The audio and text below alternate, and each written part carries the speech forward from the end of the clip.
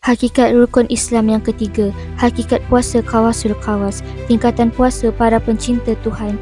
Syekh Abdul Qadir Jailani dalam kitab Sirrul Asrar menggariskan 3 tingkatan puasa. Pertama, puasa orang awam. Ini puasa peringkat perut, pantangnya cuma makan, minum dan syahwat. Tapi berapa ramai yang hanya sekadar mendapat lapar dan dahaga sahaja. Kerana perut berpuasa tapi mulut kenyang mengumpat, perut berpuasa tapi mata kenyang melihat maksiat.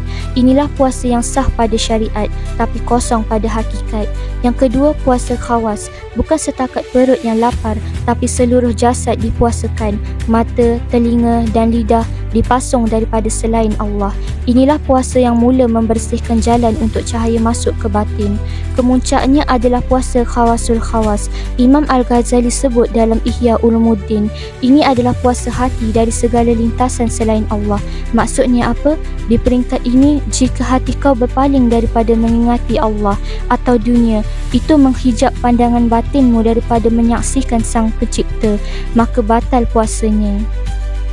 Biar jasad sibuk berurusan, tapi batin tetap dalam penyaksian. Kata Imam Ghazali, tanda puasa ini berjaya ialah apabila hati kau bersih daripada segala makhluk dan hanya dipenuhi dengan keagungan Al-Haq.